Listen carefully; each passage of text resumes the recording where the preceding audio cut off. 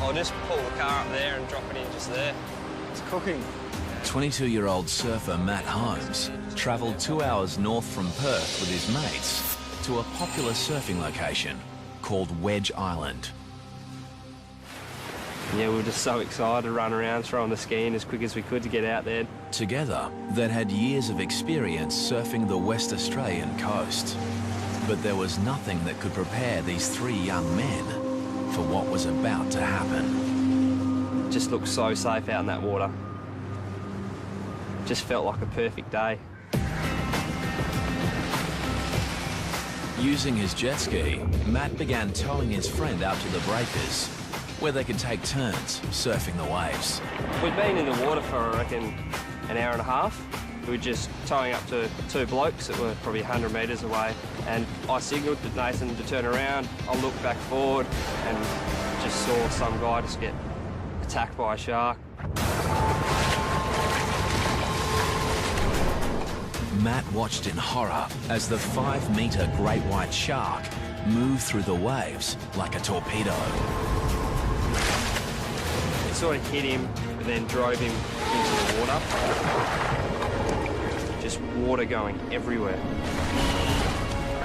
And within 5 to 10 seconds, the thrashing just turned all red. And there was blood. Matt quickly took his friend into shore. Help me! The guy's mate was just screaming at me. My mate's out the back. And I just remember holding the jet ski just flat out. I was just flying through the waves. And as I got close to the guy, a set came and I just hit the set flat out and I was just airborne. And when I was airborne, I looked over and I just saw this massive shadow of a shark and just blood. I just wanted to get him out of the water. I was so focused on getting him, I was leaning down off the side and the ski was rolling and I heard like a thrash of a tail and I turned behind me and the shark was behind the ski and just followed me around. I felt it nudge the ski and I just thought, oh, I'm going to roll over here. The great white then began to exhibit the behaviour of a top-order predator. And the shark just slowly just followed me around and it was just sort of eyeballing me. It was just fending me off the guy. Just the way it was just hugging me off him, I couldn't get any closer. They say they fight humans and let go. This shark was determined. This shark was fending me off the body. The shark wanted him. Despite placing his own life at risk, Matt's efforts were to no avail. As I got closer to him, he just took the rest of him and dove off into the white water. No one on the beach that day could predict the horrific events that unfolded so quickly and that tragically took the life of Ben Linden. He was 24. His body was never recovered. Witnesses say the shark was at least 4 to 5 metres. With one bite, it cut the young victim clean in two. Ben would become the 5th shark attack victim in less than 10 months. And Western Australia would earn the unenviable title as the world's deadliest shark coast. Several beaches were closed yesterday. It was the second day in a row swimmers were forced out of the water. There's no doubt attacks are up. The question is why. As the media feeding frenzy on shark hysteria gathers momentum, A killer shark is prowling Western Australia's southwest coast. the authorities launch a full-scale shark task force to investigate why this is happening. The government had to respond to a situation of 5 fatalities. That was unusual, and clearly something has changed. I'm of the view, whether it's scientific or anecdotal evidence, that the number of sharks have increased and that has proved to be a threat. Investigations into all 5 recent shark fatalities reveal just one suspect.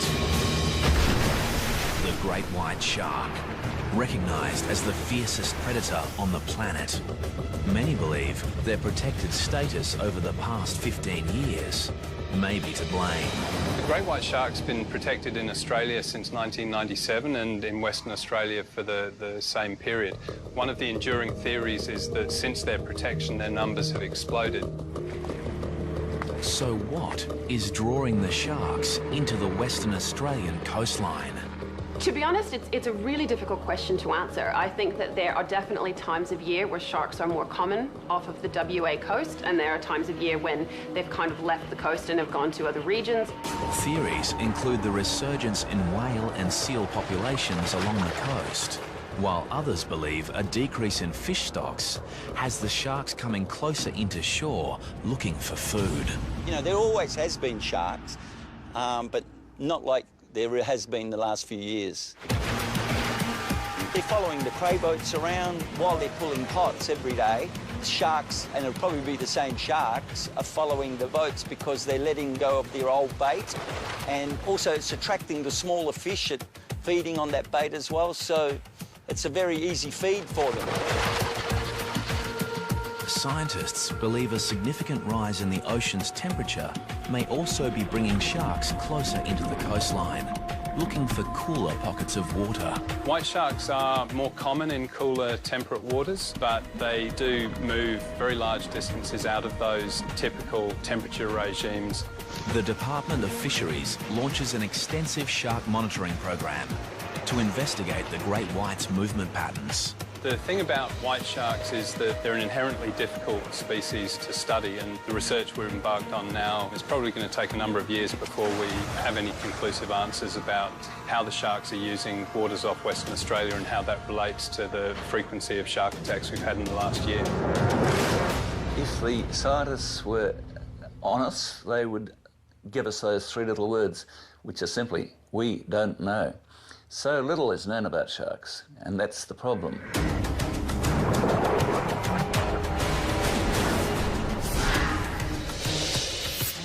While the quest for answers continues, the world's attention turns on Western Australia's south coast. Peter Kermode was moored while diving, but the 33-year-old couldn't be saved.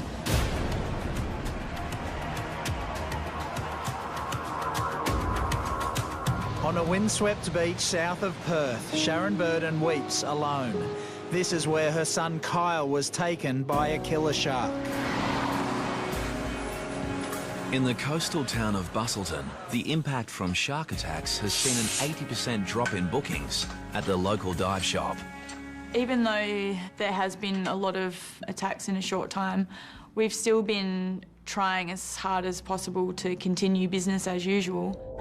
Diving in the area for the past 19 years, Alicia has her own thoughts on why there may be more great whites along the south coast. There are theories about why we've had so many attacks in such a short time, and one of them is because of a large female that has resided at Cape Naturalist for many years, and just the fact that a female resides there brings in males looking to mate. Could this be the rogue shark that claimed the life of 31-year-old father of two, Nick Edwards? That morning I was getting ready for work, and usually Nick would go down to Gracetown for a morning surf. Oh, let's get you ready for Daddy, hey? Nathan was at school and Lucy was waiting for him to get home because he would care for her while I went to work. This morning he didn't come home, so straight away I thought that he was hanging around for that last wave and he was going to be a little bit late. A short distance away in Gracetown, local surfer Rob Alder was watching from his balcony as his mate hit the waves. Rob was supposed to be with Nick, but fate kept him at home. I'd been watching him for about 20 minutes. I left the binoculars to put on my wetsuit. In those few seconds, there was a sudden and vicious attack in the water.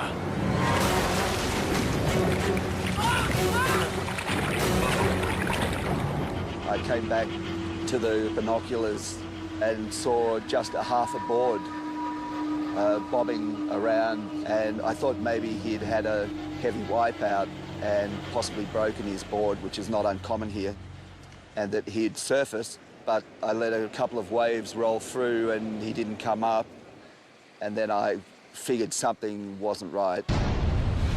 And so I jumped on my bike after calling the sea rescue, As I was cycling down the path, there was somebody running back up, yelling, "Shark, shark." When I arrived down here on the point, my friend Craig was already in the water up to his waist. He started waving at me furiously, so I ran down to where he was. He was handling a person, obviously a surfer. He had a wetsuit on, and he was trying to get him out of the water, but the rocks are really difficult here. So together we managed to lift him, and it was then that I realised he'd been attacked by a shark. But in the frenzy, Rob had not identified the shark attack victim. He was about to get the shock of his life. There were quite severe lacerations on his upper thigh and the calf of his right leg. Nick. As they assess the victim's injuries, Rob Alder is shocked to discover it's his surfing buddy, Nick. Here, pressure here. I took the leg rope off my board and wrapped it around his thigh as a tourniquet and started CPR and mouth-to-mouth. The fellow surfers desperately try to revive Nick until the paramedics arrive. Is that yummy, baby? Meantime, Nick's wife, Melissa, is at home, oblivious to the drama that is unfolding. At that time, I was quite anxious and I started ringing the hospital. Yeah, can you tell me if someone's been admitted by the name of Nick Edwards? I thought something may have happened to him, like, you know, was hurrying home and had been in an accident. Around 20 minutes after he'd been dragged unconscious from the water, Nick Edwards was rushed by paramedics to Margaret River District Hospital. At this point, Melissa had become quite frantic. She had heard news there'd been a shark attack where Nick had been surfing. I've rung my family and said there's been an attack and I'm quite worried about Nick. I can't get in contact with him. Mrs. Edwards. And then there's a knock at the door and the police are here. I heard about your husband. They say that there's been an accident and straight away, I guess, I just knew what the news was.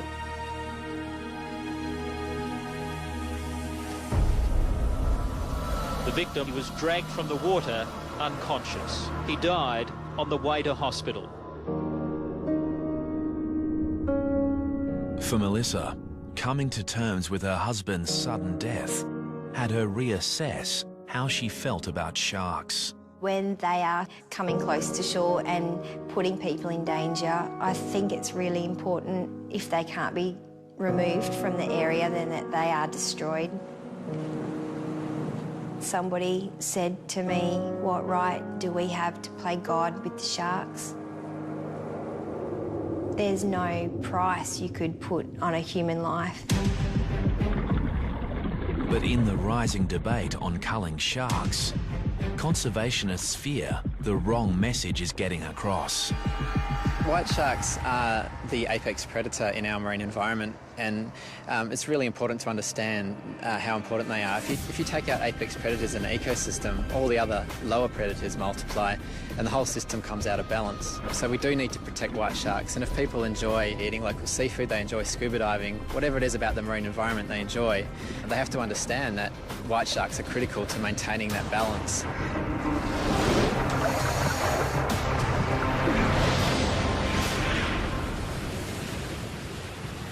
In Perth, daily shark sightings forced the closure of many popular swimming beaches. But despite the increased shark threat, there are still a few brave souls who aren't afraid to venture into the water.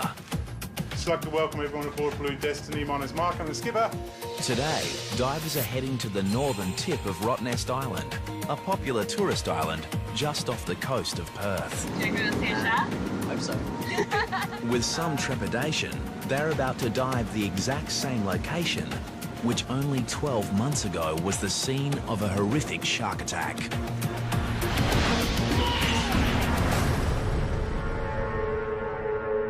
It was late October when 32-year-old American diver Tom Wainwright met his fate. Anybody who's taken by a shark is unlucky, and Tom Wainwright was particularly unlucky. There had never been a shark attack at Right Nest in all the 100 and something years that people have been going there. Sergeant Pete Bayan was on duty that day. He was called to investigate the circumstances surrounding the attack. Tom and his two friends, Alison and Justin, had decided to go diving on the north of Right Nest. They're all qualified divers. But despite being with his two dive buddies, Tom decided to dive solo. It was a fateful decision, as moments after entering the water, Tom was attacked by a 4-metre great white shark.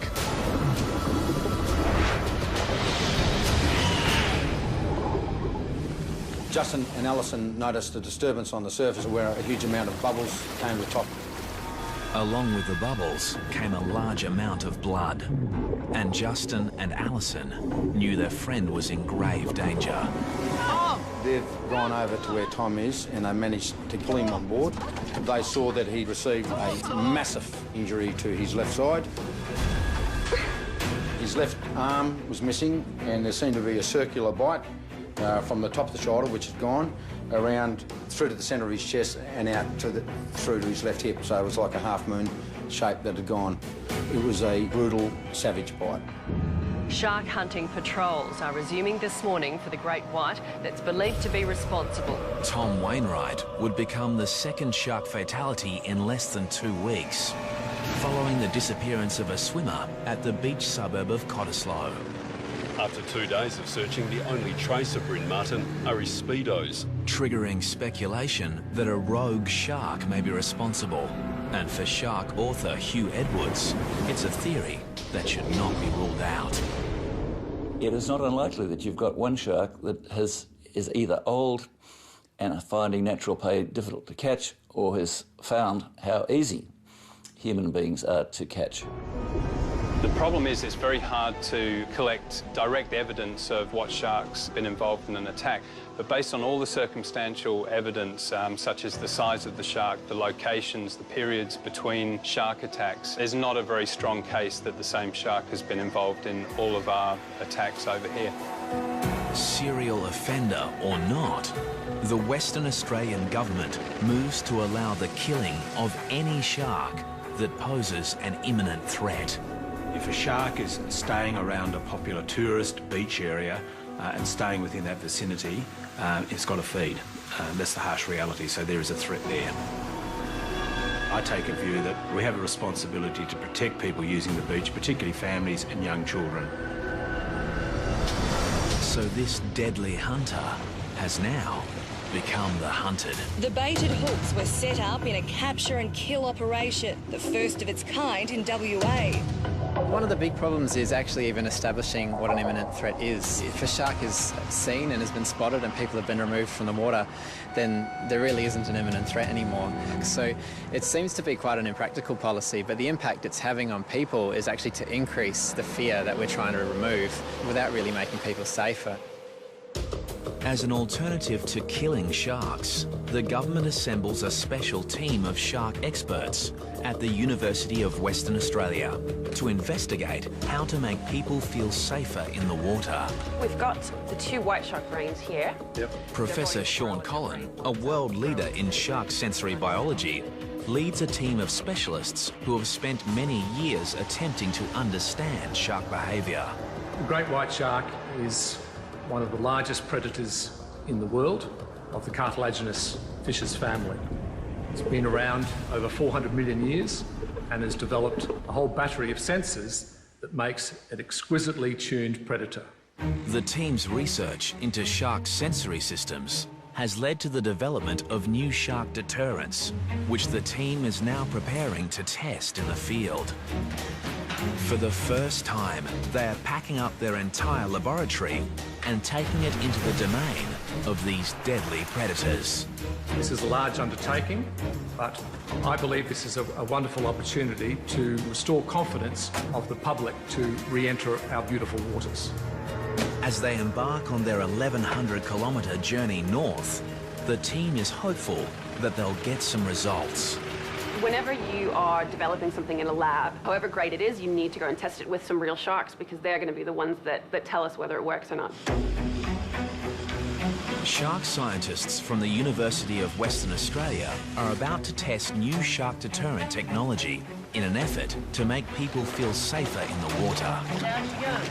At a remote beach location, the Oceans team is about to trial an eco-alternative to the highly controversial shark nets that are used in some parts of the world.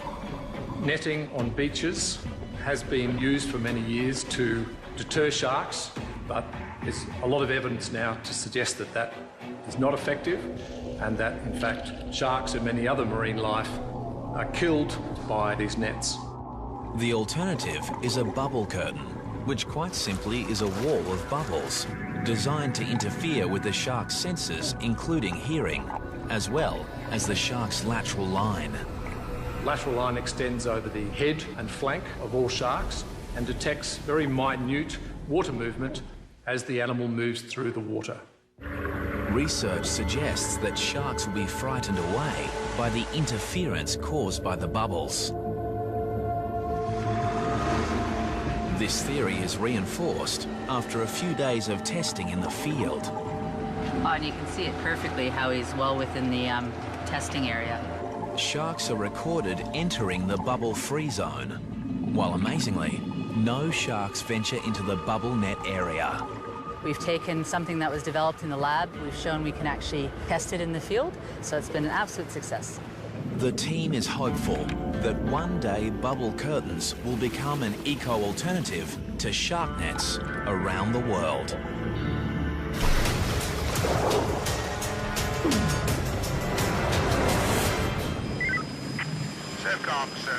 Back in Perth, shark patrols are stepped up to combat the increased shark activity. A massive 4-metre white pointer shark, half the length of the water police boat. Where's the nippers?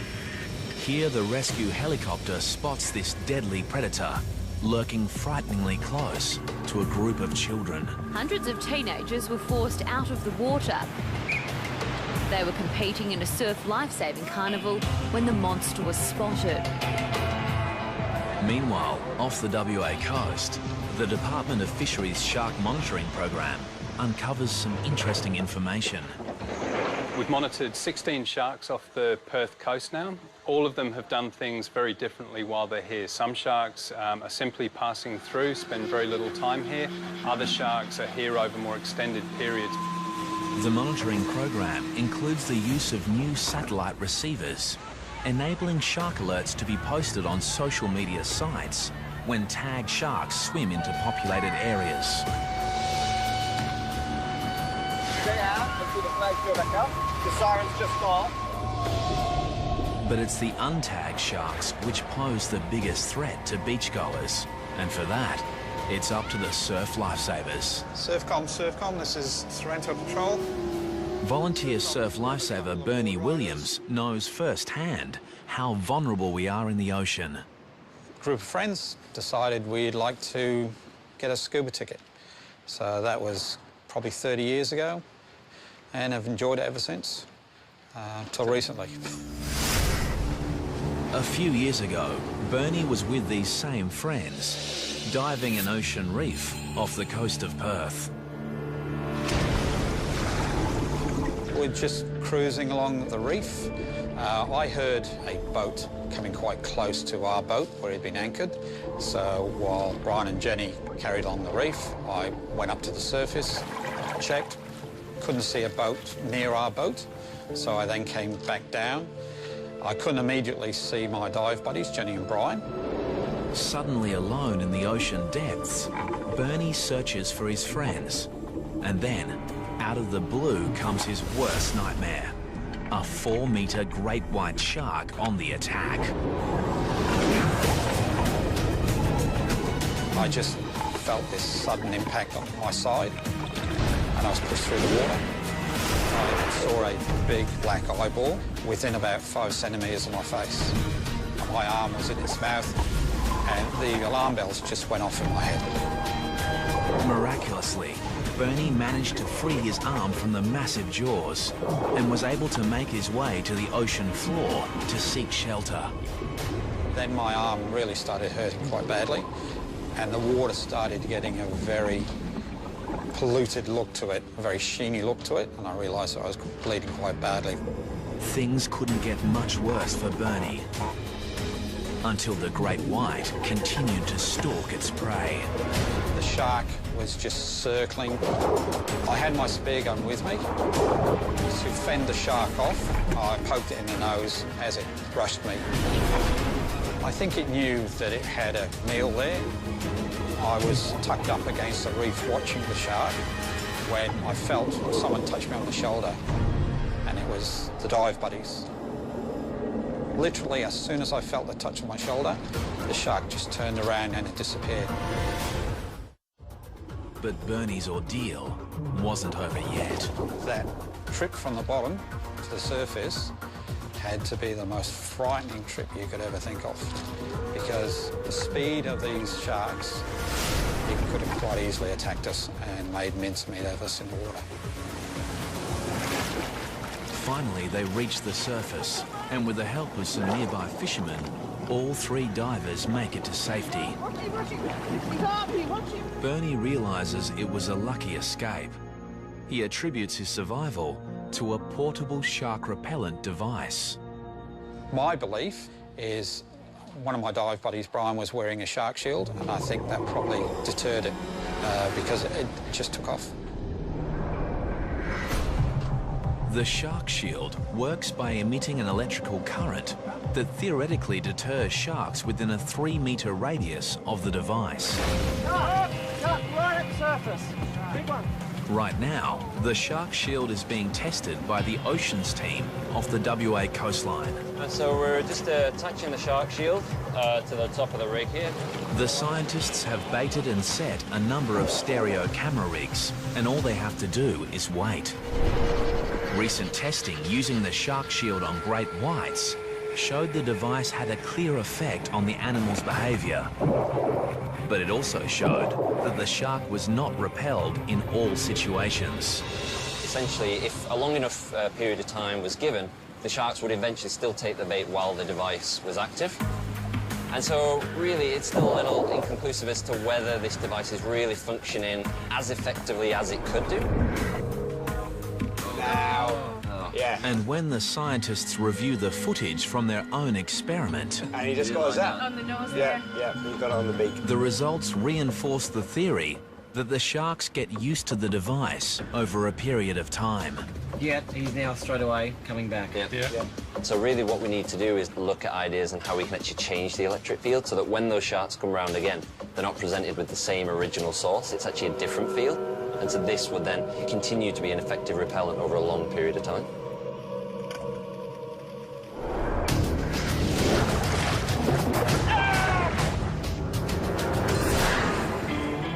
It's not just surfers, divers or swimmers that are at risk. Any surf craft on the water is in danger of being attacked by sharks.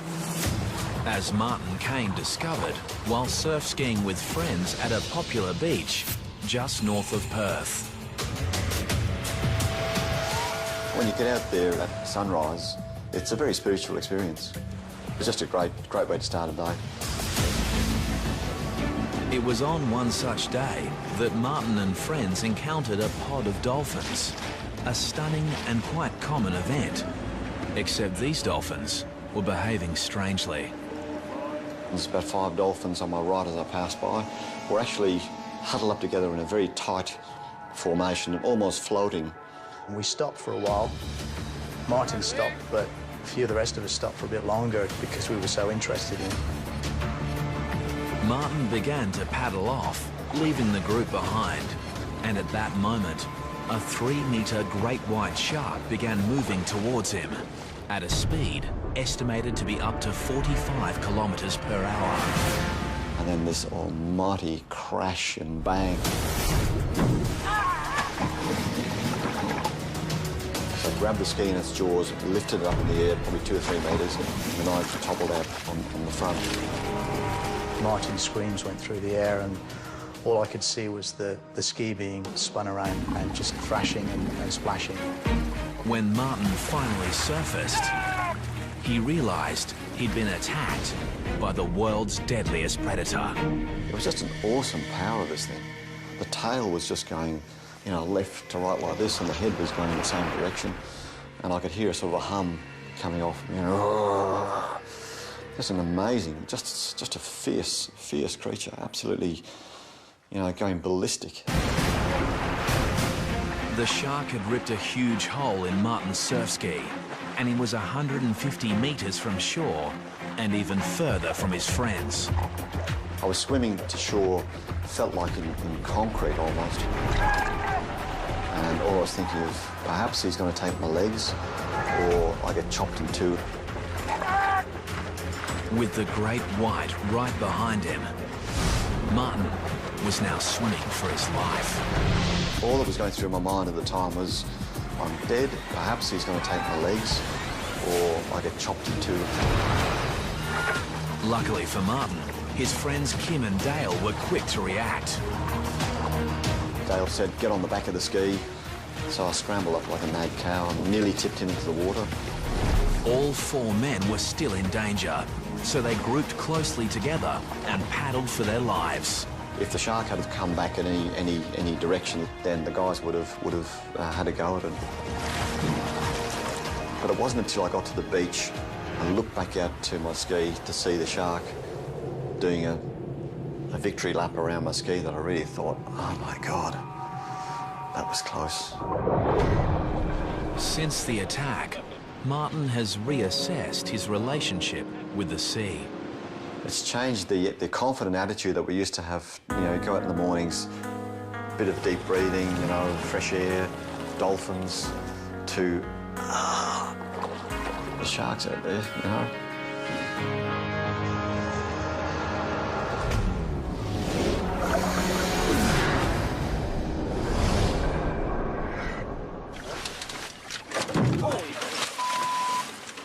You almost took the motor off. In Western Australia, many of the shark sightings have been caught on video. Weather looks good, no swell.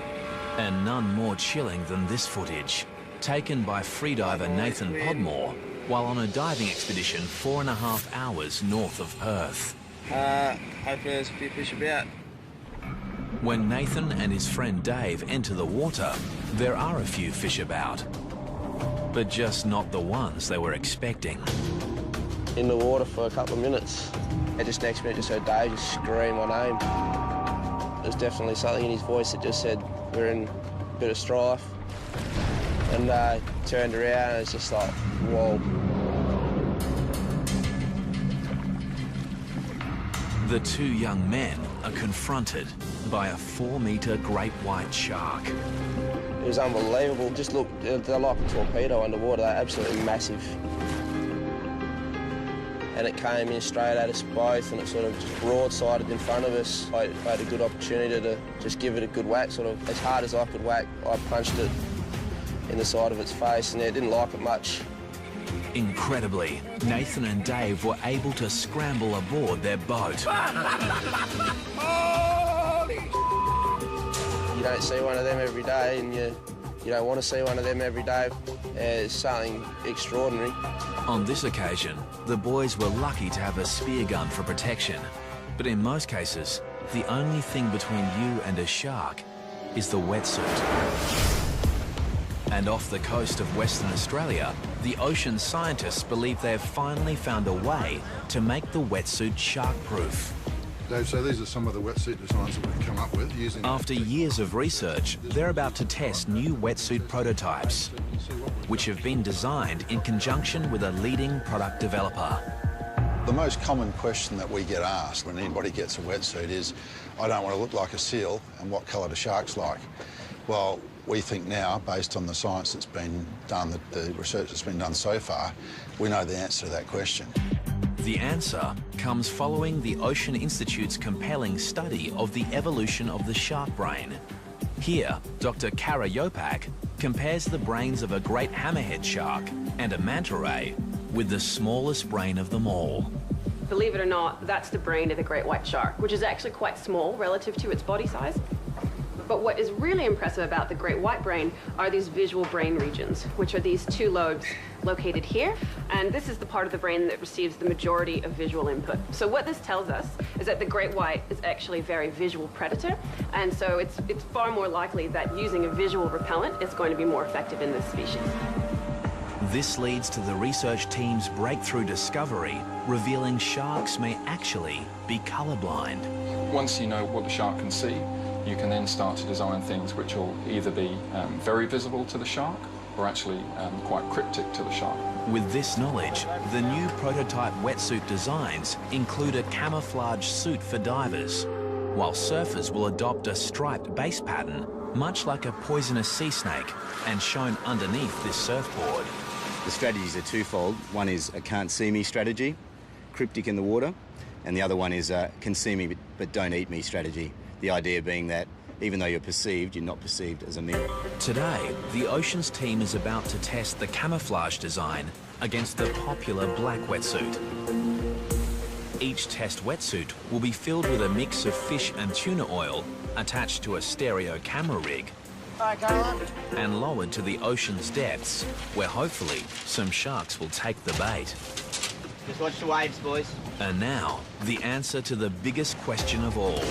Do the shark-proof wetsuit designs actually work? That used to be our experiment. Because it looks like one of the wetsuits has just become shark food. I think we might have found a shark. Oh my... We've just pulled the treatment out of the water. The black wetsuit has had significant shark attacks, significant damage. Take it down the back, Caroline. Have a look at the teeth mark. The black wetsuit appears to have been mauled by a shark. So now the team is anxious to see if the camouflage wetsuit has been attacked, or whether the new design really is shark-proof. We've just pulled out one of our designs as well, and that hasn't suffered any damage at all, so very good early signs. The team retrieves the underwater camera and reviews the footage to find out what actually happened. And there she goes. Okay, she's having a bite. Right. Look at that, she's nearly getting the barrel in her mouth. That's a massive shark. This huge tiger shark destroys the traditional black wetsuit in one bite, desperate to get the bait hidden inside. And this is the control. Okay. And to reinforce the science, even though this barrel is filled with the same bait, this deadly predator shows little interest in the new camouflaged wetsuit, leaving it completely unscathed. If you compare this with what happened with the control, I mean... While it might be early days, there is no denying this is a significant breakthrough, which may just revolutionise the world's wetsuit market. It's full steam ahead from here. We'll continue the science and the research, and we should have a product for the market pretty soon that's going to make people feel a lot more comfortable about being in the water.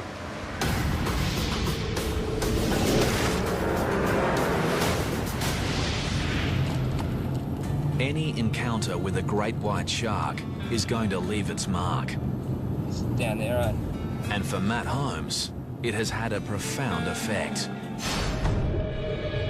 Every night, the whole thing goes through my head. And what I could have done different, and if what I did was enough. Today, Matt has returned to the beach where a great white shark claimed Ben Linden's life. I still remember going out through here, just flat out. But he can only watch on as his friend takes their beloved jet ski out for a spin. I struggle to go out on the boat for a fish nowadays. I just feel like it's all going to happen in front of me again. Just never thought it would happen, but unfortunately in WA it's happening all the time.